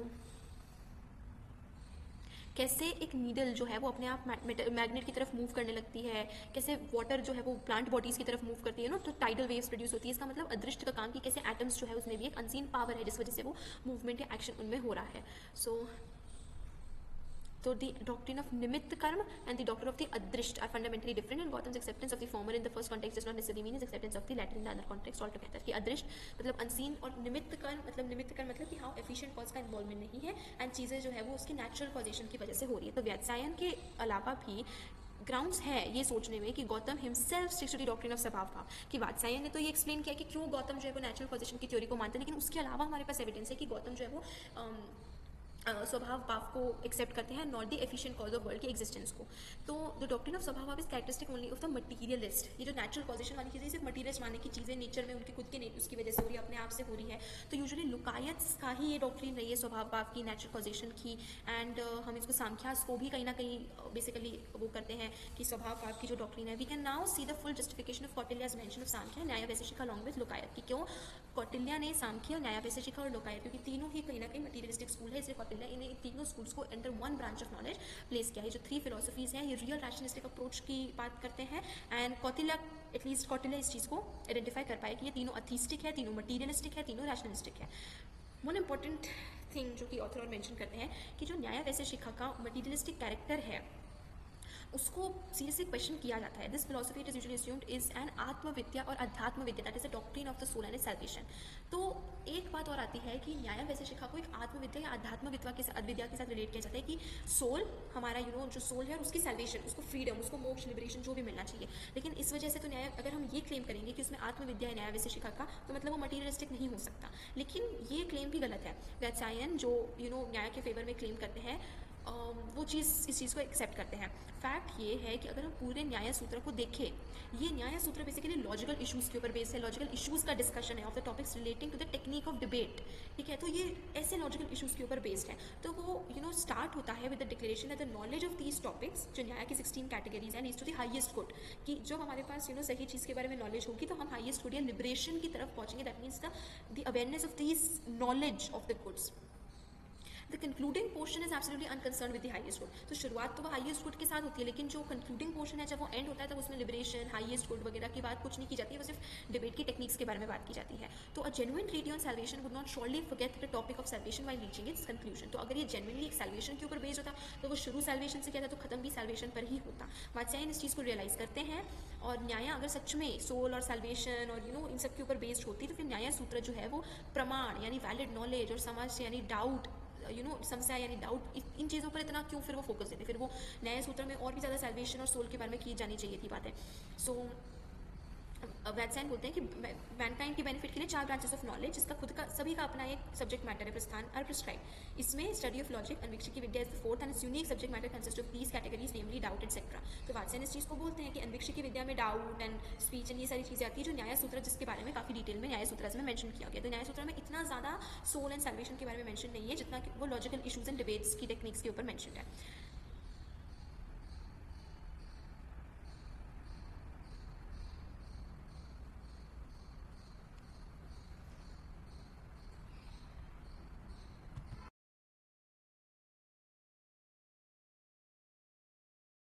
तो वात्स्यायन में बोलते हैं कि अगर अन्वीक्षिकी में ये सब्जेक्ट मैटर क्लैरिफाइड नहीं होता कि इसमें doubt, techniques of debate include होती है, तो अन्वीक्षिकी भी एक आध्यात्म विद्या होती है, यानी सैल्वेशन के ऊपर बेस्ड एक ब्रांच ऑफ नॉलेज होती है, जैसे उपनिषद्स हैं। तो ये इंडिपेंडेंट ब्रांच ऑफ नॉलेज भी है, और मतलब कहीं ना कहीं अन्वीक्षिकी की जो स्टडी है, सब्जेक्ट मैटर है, its unique as well. And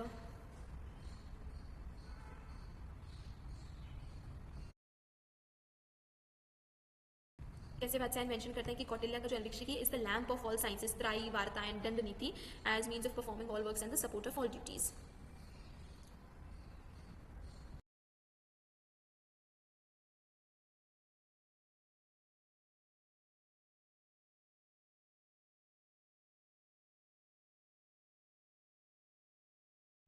also एक और पॉइंट कि अन्वीक्षिकी में नॉलेज ऑफ सेल्फ जो है कि मतलब नॉलेज ऑफ ट्रूथ मतलब नॉलेज ऑफ सेल्फ, ये भी एक गलत व्यू है कि अन्वीक्षिकी में ऐसा कुछ भी मेंशन नहीं किया गया है, क्योंकि अन्वीक्षिकी नॉलेज ऑफ सेल्फ के बारे में बात नहीं करता है, वो रीजन के बारे में बात करता है कि independent efficiency of reason, efficacy of reason and importance of reason and logic and reason and rationality. तो knowledge of truth is not knowledge of self. Vatsyayana ये स्टैंड देता है कि अन्वीक्षिकी में जो नॉलेज ऑफ ट्रूथ है वो बेसिकली नॉलेज ऑफ स्टैंड है, जो बेसिकली जो गलत है।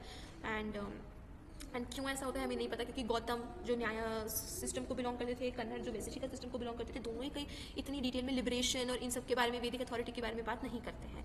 सो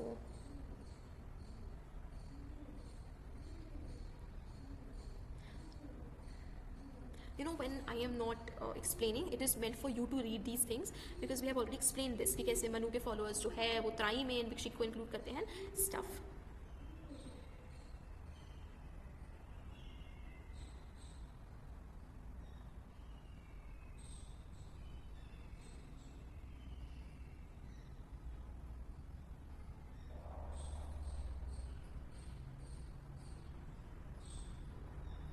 This is now we are at the end and towards the end and towards the conclusion of everything basically. And this is all what is summed up, जो हमने अभी explain करा, जो अभी हमने डिस्कस किया, ये पूरा उसका एक सम अप, एक उसका कंक्लूजन है. गौतम की पोजीशन क्या है, कन्नड़ की पोजीशन क्या है, वत्स्यायन की पोजीशन क्या है, मनुस्मृति की पोजीशन क्या है, कौटिल्य की पोजीशन क्या है, all of these things. Samkar की पोजीशन क्या है.